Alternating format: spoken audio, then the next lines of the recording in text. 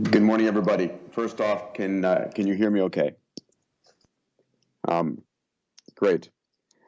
So let's begin. It's a pleasure, and it's always a pleasure to follow my dear friend Ramez Nam. He is a phenomenal speaker, and you'll hear some of these concepts over and over again. So let me continue. I'm broadcasting to you from Los Angeles, and I can only tell you I truly wish I was there with you. Here is the challenge that all of us here are working and thinking and seeing the world with a brain that evolved hundreds of thousands and millions of years ago. Our brain has 100 billion neurons, 100 trillion synaptic connections.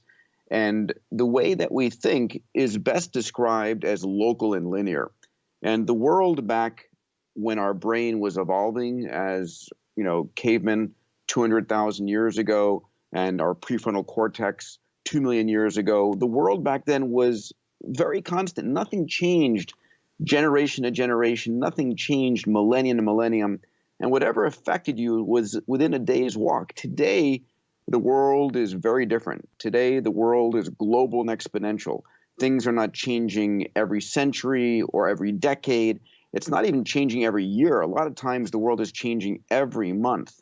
And things that affect you are not, in the country next door. They're on the other side of the planet. And so if you think about that, our brains are not wired to really anticipate the rate of change. And it's for this reason that we have these cognitive, conflicts and these misinterpretations of how fast the world is changing. So you're going to hear these elements again and again, but we are looking at the world as humans in a very linear mindset, while at the same time, the world is growing exponentially, right?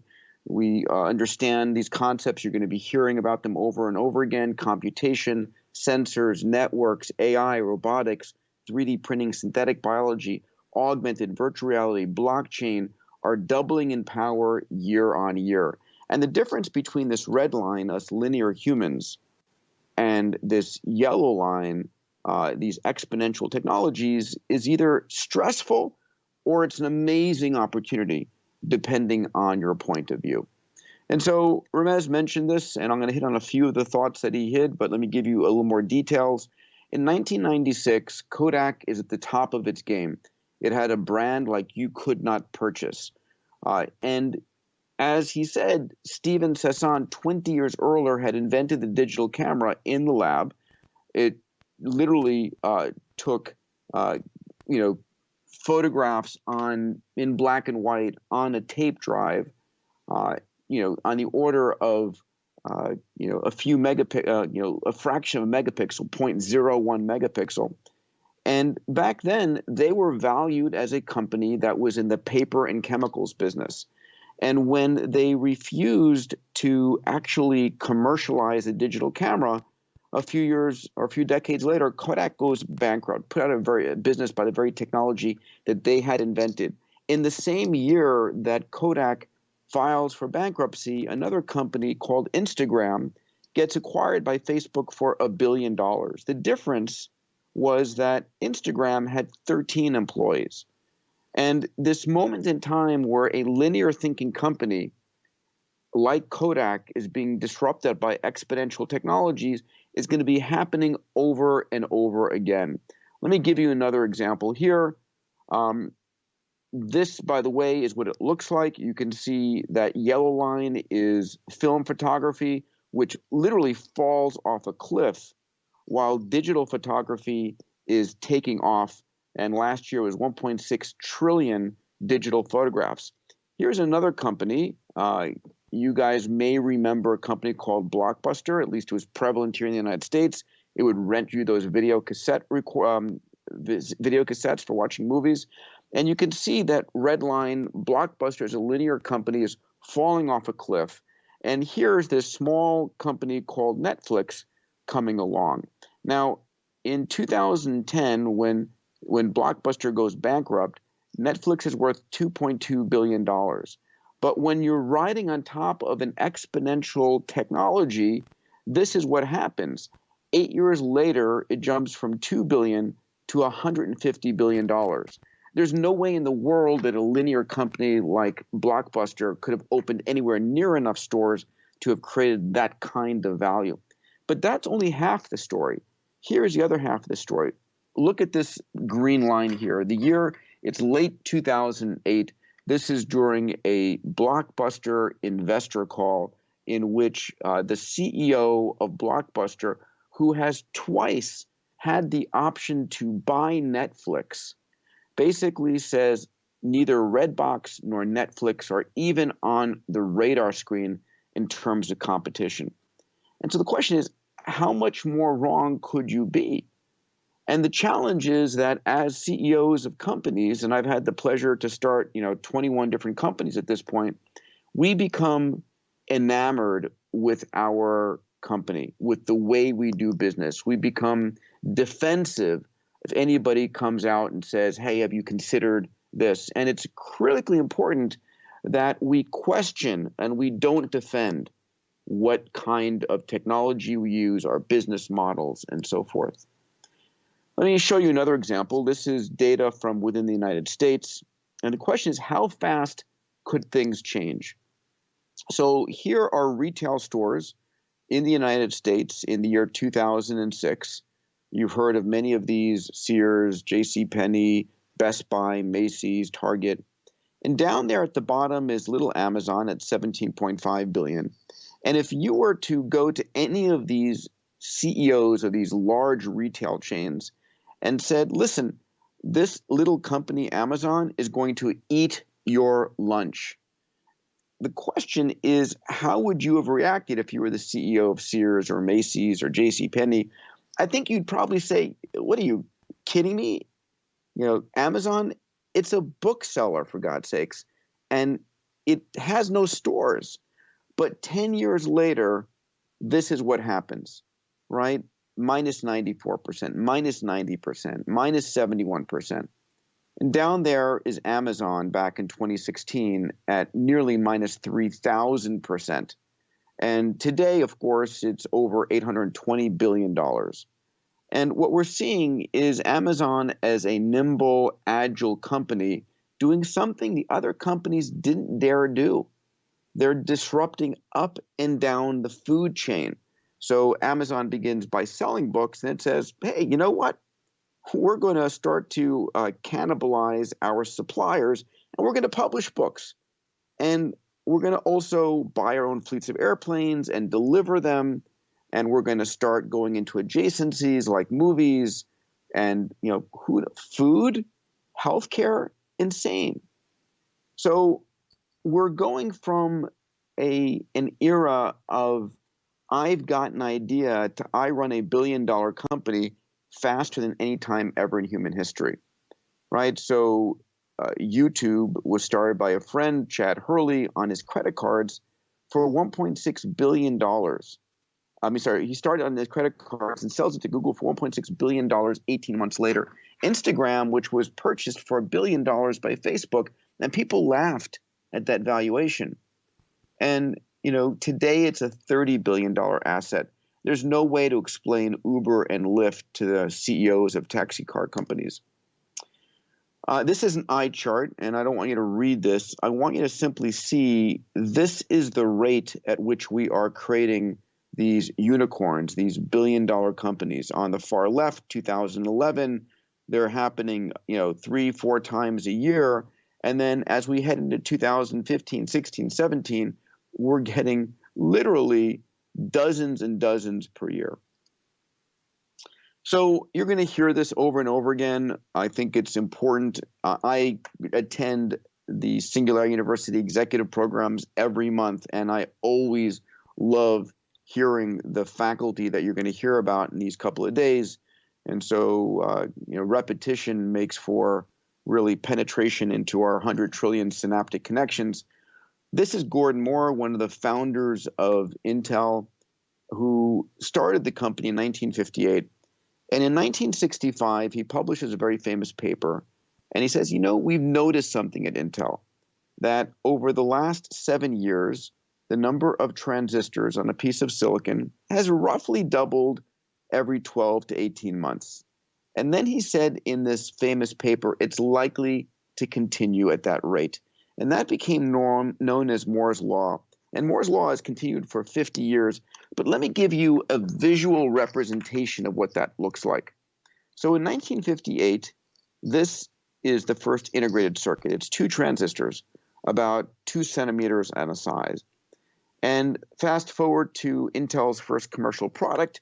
The year is 1971. The Intel 4004. It's 2,300 transistors, about $1 each. Now, this is still incredible when I see 1971 that we had these. But let's fast forward to today. This is the Intel Core i9. And we've got over 7 billion transistors, less than a millionth of a penny each. And what we're seeing here over the course of 47 years is a 27 billion-fold price performance increase. So, I mean, this is incredible power that is transforming our world, and we think nothing of it. I'm sitting here at my desk, and I look at my desk drawer, and I've got all of these phones just sitting here that I've thrown in my desk drawer over the years, and these are all massive supercomputers that I toss in the drawer and think nothing of them. But, you know, literally, they have more computational power than the defense departments of nations had 20 years ago. Let's look at another example of exponential growth in our world today. In 1956, this was a 5 megabyte hard drive, and it cost $120,000.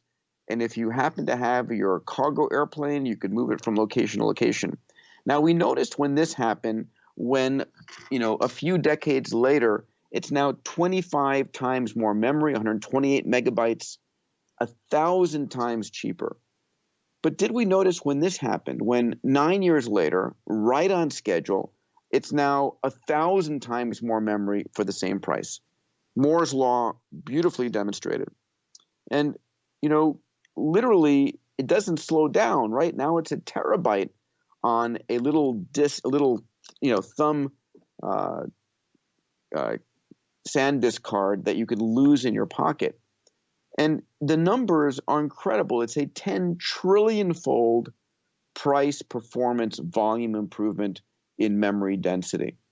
And it's not slowing down, right? I'm an investor, as is Ray Kurzweil, in a company that's focused on nanotechnology, and the notion is we can put all of Google's data centers on a sugar cube in the future. So this is a curve, again, you'll see a dozen times, 100 times over these next couple of days. This is the computational power growth between 1900 and 2010. It's a relatively smooth curve. That red segment at the end is what's called Moore's Law. But as Ray Kurzweil describes it, this is the law of accelerating returns. It's not just computational growth from integrated circuits. It's electromechanical computers and relays and vacuum tubes, transistors. We're building faster computers to build the next generation of faster computers and the next generation, and it doesn't slow down. And so literally 5 years from now, in 2023, $1,000 now buys you the computational power of the human brain, 10 to the 16th cycles per second. And then 25 years later, now $1,000 buys you the computational power of the entire human race. So what's going on here?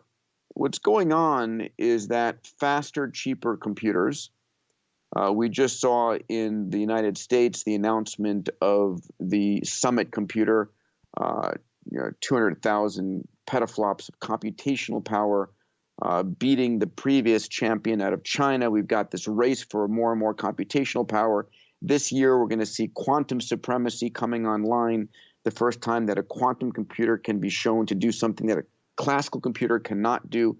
But computational power is becoming faster, cheaper, always on, available everywhere. You can think of it as almost infinite computing power. And that computing power is driving everything else. Again, sensors, networks, AI, robotics, synthetic biology, all of these technologies. And you're going to hear from experts on all of these. But here's what makes it special for me. I'm not thinking about any one of these. It's the combination, it's the convergence of two, three, or four, the new business models, the new ecosystems that are coming up with these disruptive changes that are really hard to predict. So let me talk about some of these disruptive changes. Let's talk about what's changing in the world as a result of these exponential technologies. All right, the first concept is that we're taking anything that used to be scarce and making it abundant. So one of my favorite examples of this is a friend of mine's company in the Bay Area, not far from Singularity University. It's called the Diamond Foundry. And what would we think of as more scarce than a perfect diamond, right? But this company, the Diamond Foundry, has built these machines. They built about 10 of them, and they're manufacturing as fast as they can. In one end comes methane, electricity, and water. Out the other end comes manufactured what they call California cultured diamonds or above ground diamonds. And they're real diamonds, 4 carats, 6 carats, 8 carats, 10 carats. How big would you like them? And so when we think about this, again, something that used to be scarce becoming abundant. So what else do you think of as scarce? Honestly, I truly believe there's very little that is really scarce. You're going to hear from Ramez about energy, right? We used to go out to hunt whales on the open ocean to get whale oil to light our night skies. Then we ravaged mountainsides for coal. Then we drilled, kilometers under the ocean floor for oil. And now we know that our planet is bathed in 8,000 times more energy from the sun than we consume as a species in a year. And if you have abundant energy, you've got abundant water. Healthcare and learning, the best healthcare on the planet, the best learning on the planet will effectively, eventually all be free, right? These devices are going to provide us all of the healthcare, all the learning that we need. Time, I'll be talking to you about extending the human lifespan. There's more capital flowing into the marketplace out of the sovereign wealth funds, out of initial coin offerings, these cryptocurrency token generation events. We're seeing these multi-$100 billion, literally trillion-dollar funds coming in to invest in AI and robotics from Masasan out of Japan, out of SoftBank. More access to expertise, more access to resources. Honestly, there is nothing that is truly scarce. So let's continue. Here's a great example. I love this. This was a recent find. People say, we've got a scarcity of resources on this planet. Well, off the coast of Japan, just recently, within this past year, a group of scientists found in the silt, in the ocean floor, 16 million tons of rare earth oxides, enough to give us all of the battery technology, phones, electric cars we need for something like 400 years just off the coast of Japan. Again, every time technology allows us to look further and farther, we go from a scarcity mindset to an abundance mindset. All right, let's talk about connecting the world. This is a massive implication of exponential technologies. What we're going to see next year and in the few years that follow is the deployment of the 5G network, right? Your phones on 4G are generating, 100 megabit connection speeds. But imagine when these phones are connecting at 5G at 10 to 100 gigabits, where you can download a movie in a fraction of a second, and where this is covering the entire planet. But of course, it's not just 5G. It's also Facebook with drones and satellites, Google with balloons and satellites, Paul Jacobs, Richard Branson, Greg Weiler with 900 satellites funded by SoftBank. And then on top of that, you've got SpaceX with their Starlink launching over 4,000 satellites starting next year And then they've said, if that's not enough, we're going to add another layer of 7,000 satellites. What this means is we're about to cover the entire planet in gigabit connection speeds, right? So here are the numbers. In 2010, 8 years ago, we had about a quarter of the planet connected, 1.8 billion people. Last year, it was half the planet at 3.8 billion. In the next 5 to 7 years, we're about to connect the entire planet. Literally, another 4.2 billion people who've never been connected at all are about to get connected to the global ecosystem, to our economic systems, to our cognitive systems, to our belief systems, everybody. So what are these 4 billion people going to create, discover, consume, invent, desire? For me, this is one of the most incredible events that's about to happen. We're going to see this hockey stick accelerating in terms of innovation, because these 4 billion people are all going to have access to the world's information on Google and Baidu. They're going to have access to 3D printing on the cloud. They're going to have access to AI. They're going to have access to an expert economy, access to crowdfunding. We're going to see the rate of startups and innovation explode. Tens of trillions of dollars that have never flown into the global economy are going to all of a sudden enter our digital economy. And it's the greatest time of innovation ever. But it's not just people we're connecting over these next 5 to 7 years, right? We're connecting everything, everywhere, all the time. By 2020, my friends at Cisco talk about the IoT, the Internet of Everything, that we're going to have 50 billion connected devices, 1 trillion sensors out there. So I have literally, this is my ring, my Aura ring. It measures on me my temperature of my skin, my heart waveform, acceleration. I wear this, and it gives me sleep information. This watch over here has this sensor on the side that is measuring my EKG. And so we're just beginning, but eventually we're going to be going from 50 billion connected devices in 2030 to 500 billion connected devices. IBM announced something called smart dust, these micro sensors with computational power, solar powered, where you'll sprinkle the smart dust everywhere, 100 trillion sensors measuring everything all the time, everywhere. So it's a realization that we're heading towards a world in the near future where we're going to have hundreds of satellites imaging the Earth, tens of millions of drones imaging the Earth at centimeter resolution, autonomous cars, hundreds of millions of autonomous cars with LiDAR and ultrasound and cameras, seeing everything in super high resolution, and then augmented reality glasses with forward-looking cameras.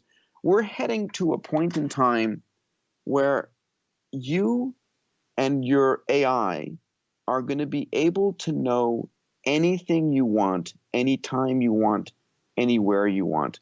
It's a really important point I want to make, that in the future, you're going to be able to ask a question, any question, and the data is going to be there to answer it.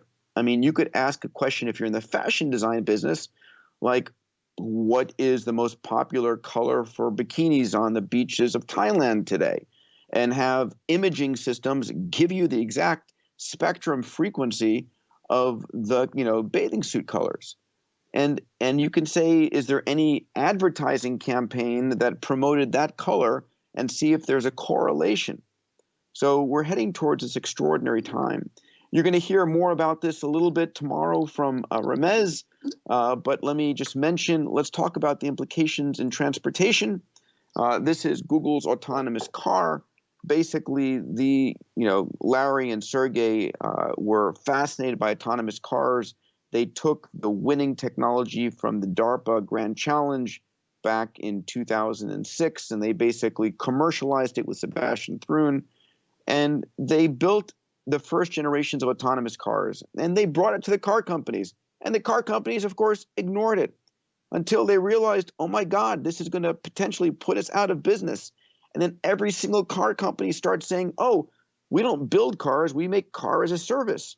So how fast will this kind of technology change our lives? There's a great analogy for it. This is the streets of New York in 1904. If you look here, we see all of these horse and buggies. If you look very carefully, you'll see in this image two automobiles. Back then, in 1904, a very small number of bespoke manufacturers of car companies, of cars, 10% penetration. Fast forward to the year 1917 in New York again, it's all cars. The horse and buggy is effectively gone.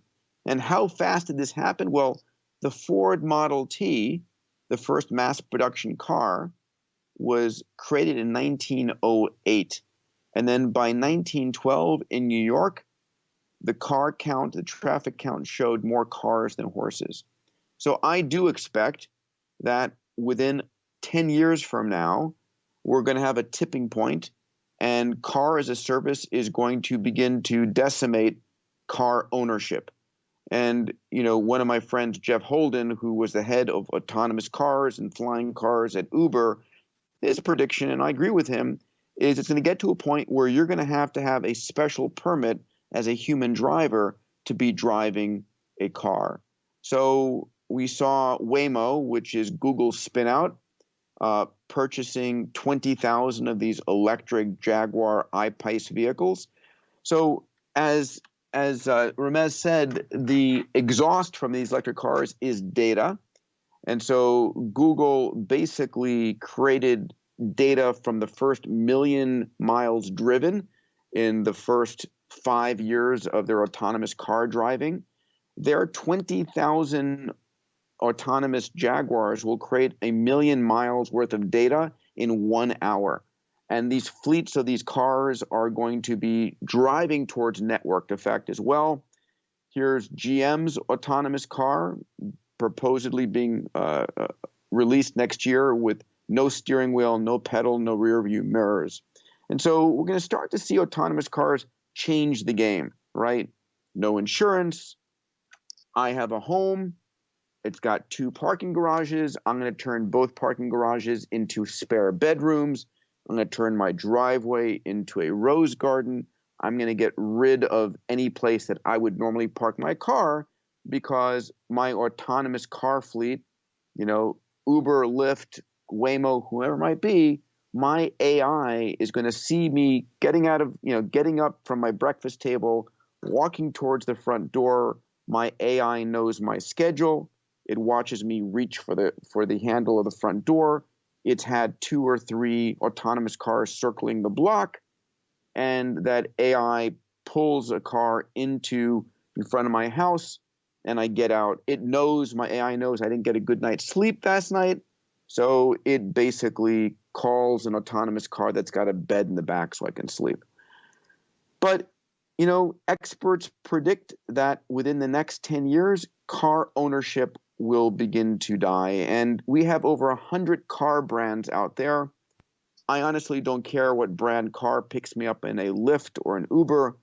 I don't think I'm going to care what car brand picks me up in an autonomous car either. We're about to see a rapid Darwinian, destruction of the car industry. But it's not just autonomous cars, it's flying cars as well. Larry Page has funded a couple of flying car companies. We see Airbus and Boeing investing hundreds of millions of dollars. At my count, there's over $1 billion that's invested in the electric autonomous flying taxi business already. This is Bell Helicopter. They actually have just recently changed their name from Bell Helicopter to just Bell because they realize that helicopters are going to be going away. And these autonomous electric air taxis are going to be carrying people from location to location. So it's Boeing, it's Embry Air, it's 20 different startups all doing this. And these vehicles are the requirements that Uber has set for their Uber Elevate is they have to go at least 150 miles per hour, and they have to at least to be able to go 60 miles. and carry 4 paying passengers. And their concept is actually aerial ride sharing. You're going to a mega skyport, you're hopping in with a few other passengers, and you're going from city center to city center. But it's not just autonomous cars and flying cars in the transportation industry. It's also things like Virgin Hyperloop. I'm a founding board member of Virgin Hyperloop. And these are vehicles that are traveling through evacuated tube cylinders at 1,200 kilometers per hour, faster than a commercial jet, right? And here's the interior of what was proposed for the Dubai to Abu Dhabi Hyperloop. Instead of a 2.5-hour drive, it's a 14-minute Hyperloop. Now, when we talk about disruption, and this is a perfect example of what Ramez was referring to, the companies that are the most advanced thinking think about, okay, what could disrupt us? So, and they think about it way in advance. So here's a beautiful example of what could disrupt the disruptors. ANA Airlines, All Nippon Air, an amazing Japanese airline, came to us at the X Prize Foundation and said, you know, what could disrupt the airline industry besides other stuff that's going on? What if you didn't have to actually transport your body anyplace? What if instead instead of transporting my meat body, I could transport my consciousness? So this is a $10 million ANA Avatar X Prize. So imagine in the future, instead of me, transporting myself via Skype the way I'm right now, imagine if there is a robot on stage right there in front of you with an e-ink face, and I put on here in my living room in Santa Monica, Los Angeles, I put on my haptic, I put on my VR goggle, my haptic suit, and as I look around, the robot looks around, I can come off stage afterwards and meet all of you, shake your hands, and this is where we're heading, where I'm going to be able to transport my senses and my actions into a robot on the other side of the planet. It'll be used for disaster relief, for health assistance, and things like that. All right, here's another implication of exponential technologies, and it's something that's near and dear to my heart. It's the notion that we're going to start to extend the healthy human lifespan. And I want you to imagine that our mission right now is to make 100 years old and you 60. So that 100 years old, you've got the aesthetics, the cognition, the mobility that you had at 60. I've had the pleasure to start 2 companies in this area and invest in a number of others, human longevity and cellularity, but there are companies in the stem cell business, in the senolytic medicines, in new organ regrowth, in companies like Moderna and United Neuroscience and a whole slew of other companies. And as my friend Ray Kurzweil refers to it, and it's a concept called longevity escape velocity, that there's going to be, and this is Aubrey de Grey's work, there's going to be a point in the not too distant future when for every year that you're alive, science is extending your life for more than 1 year. Aubrey and Ray call this longevity escape velocity, and Ray's prediction for when we're going to hit this is somewhere in the next 10 to 12 years. So I want you to think about what is the effect on your business, on your industry, if people are living an extra 20 or 30 years.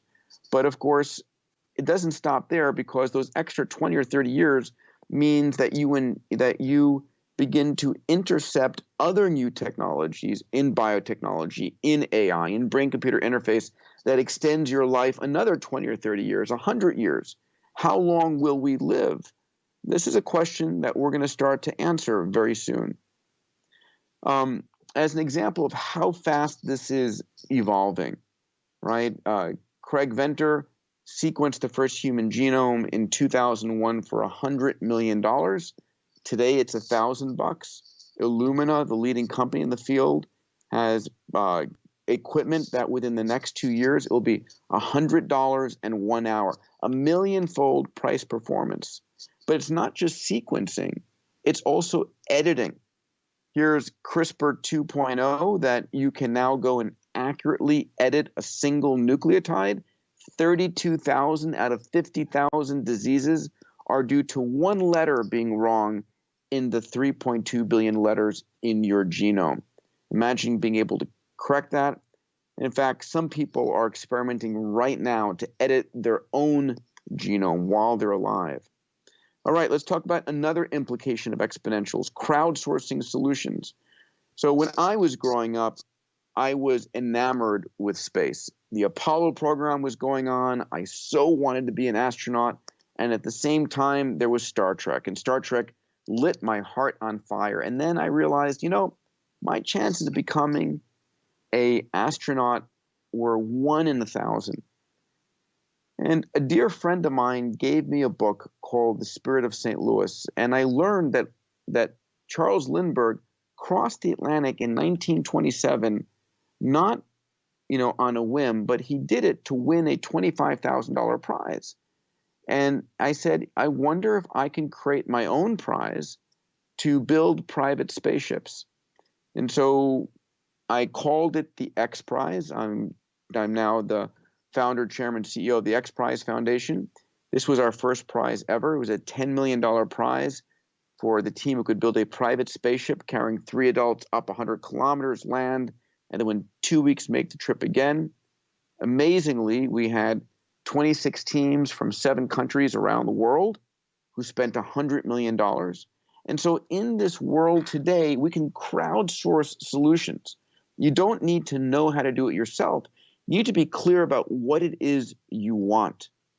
This was the winning technology that was manufactured, built, and demonstrated 8 years later.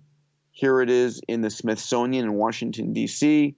We've built an incredible board of trustees and directors.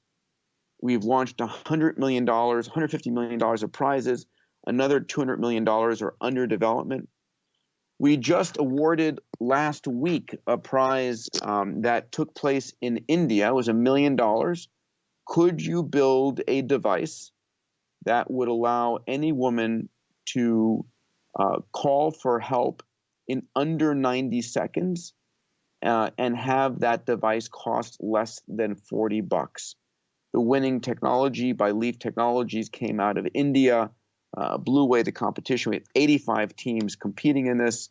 We have going on right now in Tanzania something called the Global Learning X Prize. This is funded by Elon Musk.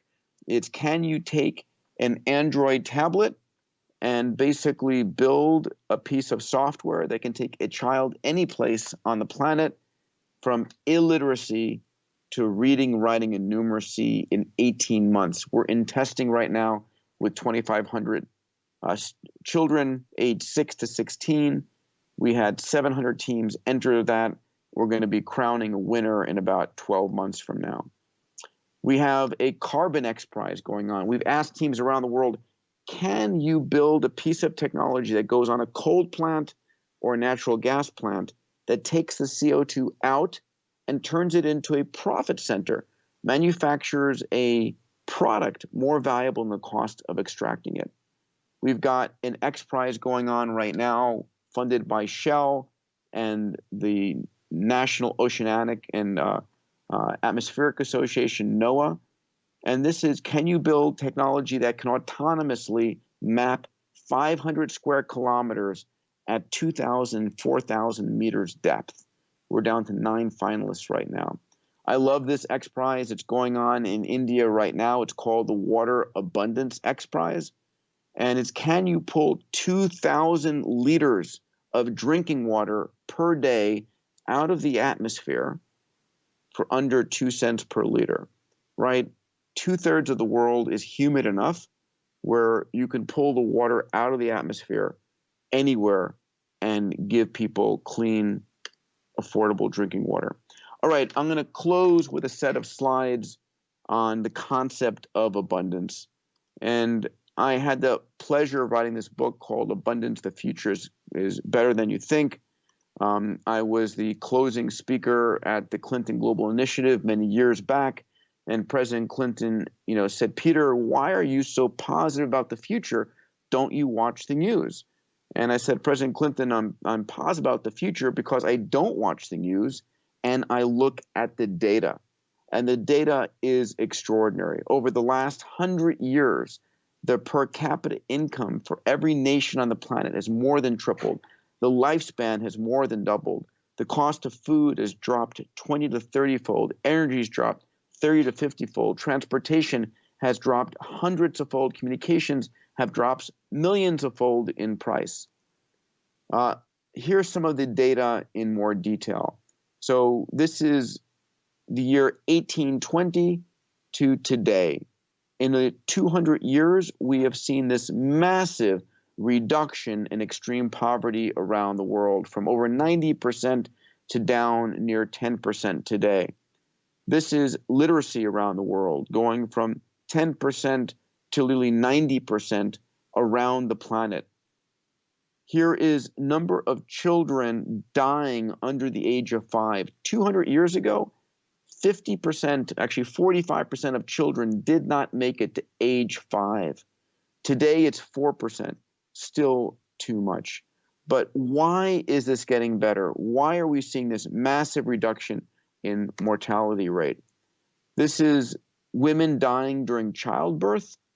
It used to be dangerous to have a baby. Now it's dropped down in numbers tremendously.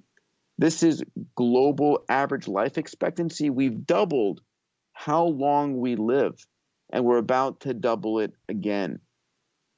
This is interesting. A lot of people are worried about overpopulation of planet Earth. A lot of my friends in Silicon Valley are worried about underpopulation of planet Earth. So take a look. This is in the United States. This past year, total fertility rates dropped below the replacement fertility rates. In other words, the United States population is not reproducing at a rate that will allow it to grow. And, you know, one of the things that's interesting is birth rates for teenagers age 15 to 19 has dropped, for the first time ever. It's down 60% from 1990. But of course, look at this around the world. We're seeing the total fertility rate is steadily declining around the planet. So please, overpopulation is not the issue. Bill Gates gives a great TED Talk. He says, if you do two things, you make a population healthier and better educated, its population growth rates plummet. So this is, in fact, another look at that. This is children per family. In the 1950s, nearly 100 countries had 6 or more children per family, and we see this dropping precipitously. This is automotive and airline fatality rates. Look at that orange line. Airlines are truly the safest means of transportation we have. In 2017, last year, there were 0 commercial deaths. And that blue line is automotive transportation. So when we get to fully autonomous cars, again, that will go to 0 as well. This is global death rates from natural catastrophes. You can see in the 50s, 60s, and 70s. Why does that number go down? It's satellites on orbit. It's better sensors, better data. And this is from a friend's book, The Better Angels of Our Nature. And he shows us that over the last 60 years, we are now living during the most peaceful time ever in human history. We have a massive decrease in military expenditures around the world. And so why is this happening? Why now? It's not better politicians. I can tell you it is the impact of exponential growth. It's the impact of the technologies you're here to listen to today, and why people come and get involved in Singularity University. So, by the way, if you'd like a copy of these slides, if you just send an email to slides@diamandis.com, if you just email, it doesn't matter what you put in the subject line, you'll get an autoresponder with a link that allows you to download these slides. So with that, it's a pleasure, and I'd love now to answer questions if we have a few minutes for that.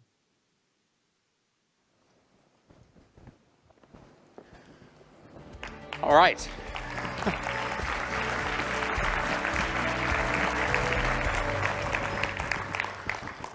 Thank you, Peter. We do, in fact, have quite a few questions for you. I have a couple queued up, so if you are ready, one that I think is particularly relevant given where we are and when we are right now, there's a question about how would you compare the exponential impact and innovation ecosystems in China versus that of the US? And how do you see the landscape changing in the coming decades? What are the implications? Great question. So you might want to mute on your side here so I can avoid the echo. I'll just take this out. So I go to China every year, at least once a year. And I run an event in China at the end of September in partnership with SU as well this year in Shanghai. I believe the predictions that the innovation ecosystem in China today is accelerating at an extraordinary rate. Eric Schmidt basically made the prediction that China will pull ahead of the United States in artificial intelligence in these 5-year time frame. And we're going to see, I'm seeing massive investments going on in AI. I think that it's going to be a race of unparalleled proportion between China and the United States. I think that ultimately the dark horse that follows very quickly is India. India's got a very educated young population. And I think this next decade is that for China, and the decade that follows after that is going to be seeing the rise of India. And so that's just, bluntly what I'm seeing in my view of the world. Peter, I think a good follow-on question that has been posed here when we're thinking about leadership in global technology. One of the participants has asked what you see as the required skills, competencies, or characteristics of the future CEO to be able to effectively lead an exponential organization. Yeah, so that's a great question. The companies that are the most successful are founder-led entrepreneurial companies, where it is a founder who has an extraordinary passion for what it is they're doing, right? My second book was called Bold, and in the book I interview and write about Elon Musk and Larry Page and Jeff Bezos and Richard Branson, and the things that they have in common is that they're all massively driven. They have a massively transformative purpose. They're driven by their passion and their mission, and they're going to do whatever it takes to succeed. There are experimentalist and data-driven CEOs, meaning, as Ramez said, Jeff Bezos has a very famous set of quotes. He goes, at Amazon, our success is a factor of how many experiments we do per day, per week, per month, per year. And if we're going to do a lot of experiments, we're going to fail, and we need to be prepared to fail. And so it's not about your opinion as a CEO, it's about the data. And it's about building an organization that passionately is pursuing and driven towards doing the very best it can. Elon Musk, who I've known very well for the last 20 years, is driven by his passion around space and his passion around energy. And he said, I didn't go into these businesses because I'm a masochist, right? I didn't go to compete against the industrial military complex or against, the entire automotive complex. I went because I thought that there needed to be a better product. And you saw him take extraordinary risks and literally reinvent both industries. He's completely reinvented the space industry. There's no one even close. Bezos will come close because he's committed $1 billion of his capital per year. But the rest of the aerospace industry, is far behind. And Tesla has reset the game for everybody. Yes, they're in a fight for their life, but even beside that, they have shown us what's possible. So for a CEO, it's driven by passion, it's data-driven and experimentalist all the way. And that's, for me, the most important. All right. Now, I think that's a good and useful answer there, but I wonder if we are perhaps falling into a tendency to focus on these charismatic visionary CEO leaders to drive change from the top. And there are obviously merits to that, but I think so far on the program this morning, we've heard repeatedly about Jeff Bezos and Elon Musk, and a little bit about Bill Gates earlier, and we've talked about Steve Jobs. And right now, as Thailand is contemplating what they need to affect this vision of Thailand 4.0, there's a larger question about the readiness of the labor force. And I'd like to get your perspective. How do you think about the challenges organizations face in terms of developing human capital and upskilling and continuous learning to be able to support the vision of the executive? Yeah, so again, a great question. At the end of the day, the speed at which things are changing is extraordinary.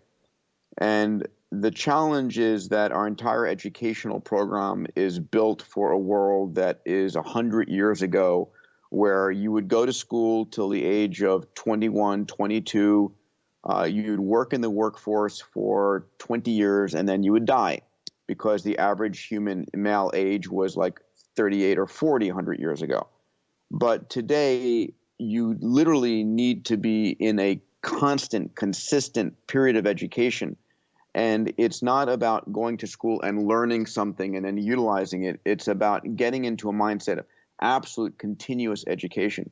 So I force myself to constantly be learning personally by writing books and by lecturing and by going to Singularity University all the time. And what we talk about, and I don't want to make too much of a commercial, but the reason that Ray Kurzweil and I started XU in the first place is to create an ecosystem where folks could come and not once in a lifetime, but every year get brought up to speed on what's going on in computation, sensors, networks, AI, robotics, 3D printing, synthetic biology, because it's the convergence of all of these technologies together that are changing the game.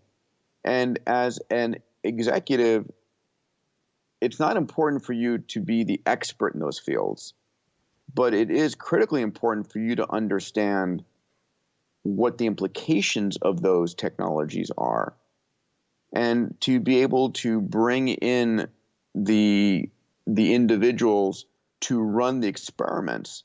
So yeah, we talk about Bezos and Larry Page and Richard Branson, all those guys, because they're iconic. But what they're doing is what the most successful young startups are doing.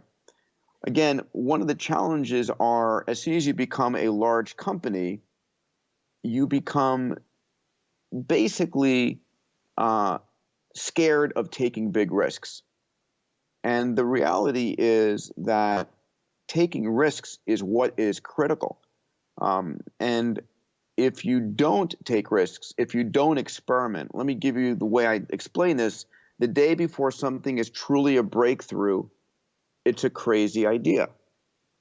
And so if that's true, where in your organization are you trying crazy ideas? Because if you don't, you're stuck in an incremental mindset. And so ultimately, it could be that you take crazy ideas as the CEO of a company by investing in dozens of startups who are trying crazy ideas. And then as those startups fail or succeed, you basically invest in the ones that are succeeding, but don't crush them by bringing them into your company, right? That's probably the worst thing you can do. But study them, see what they're doing, invest in them. And as they grow, you can basically begin to build with them. Ultimately, we're heading more and more into a global ecosystem.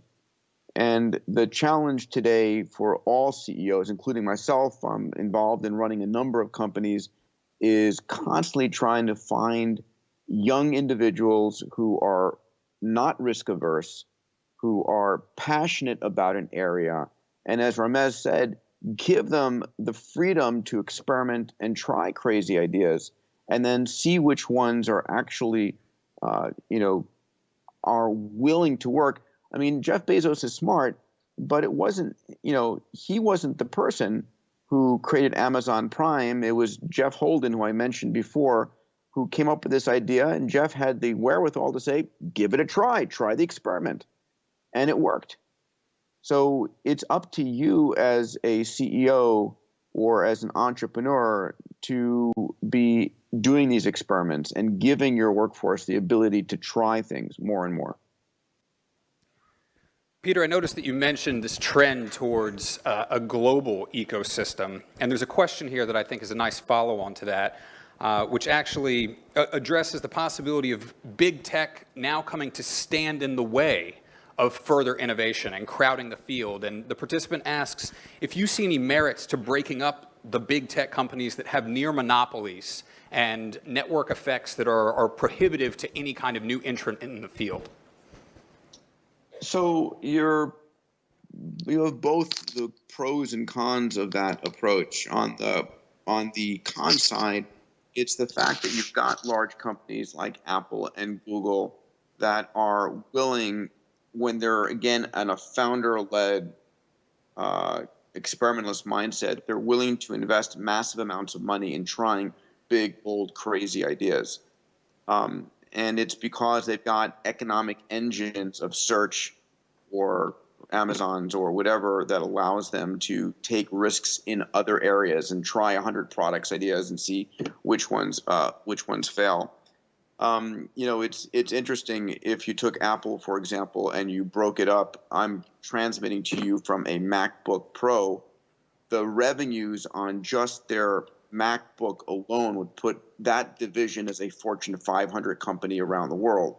So I don't know. I think I think at the end of the day, we need to be careful about antitrust. The thing I don't want to see happening is a company buy an advanced product to kill it in order to preserve their other products and services.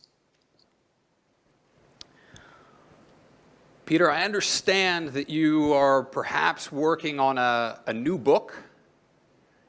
Is that correct? And if it is, could you tell us a little bit about, you said that writing these books is so important for your process of continuous learning, staying fresh, doing the research. What are you working on, and when can we expect to see it? So the book's called Convergence, The Future is Faster Than You Think. And it's, part of what I spoke about today. It's the fact that these technologies are converging in extraordinary ways and reinventing industries. And so I'm clear that we're going to create more wealth in the next 10 years than we have in the entire past century. I'm also clear that we're going to reinvent every single industry this year. So in the book, I take a look at how insurance and finance are going to be reinvented in this next 10 years, and the transportation industry, entertainment industry, and the healthcare industry, and the retail industry. All of these industries are going to be completely transformed by blockchain and AI and all of these things. And I'll give you just one small example that people don't think about. It's the notion that, today there's a massive advertising industry on television, on radio, and all of these things. And it assumes that I, as the viewer, am making the buying decision. I'm buying that toothpaste over that toothpaste because I like that person's smile more than that person's smile in the TV commercial. But very quickly, none of us are going to be making those buying decisions. It's going to be our AIs, where you just say, get some toothpaste.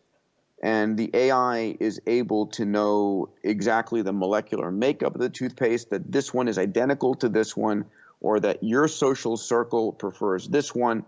And it's going to be buying your toothpaste. The AI is going to be ordering your autonomous car and not care what brand car pulls up. Your AI is going to be buying a lot of the things for you, and it might actually know your genetics, so the food it's buying is actually better idealized for your genetics or your eating pattern than something you might buy because of a TV commercial. So we're going to transform the entire advertising industry. So it's just one small example of how things are going to change in a massive way. It's the convergence of all of these technologies and the adjacencies of the markets and the business models that are going to basically transform us. And so one of, going back to an earlier question, agility is critically important for CEOs. And by the way, if you're a board if you're members of a board of a company, your job as board members is to give your CEO top cover that allows them to experiment and take risks. Because no CEO wants to take a risk and fail and then get fired. And so if you're instead covering your butt, you're going to eventually drive your company down to the ground because you're not taking enough risks and innovating fast enough. And those are some themes we'll continue to explore this afternoon. For now, I will say, Peter, we are looking forward to the book, and thank you so much for joining us in conversation this morning. Thank you, everybody. Have a great day.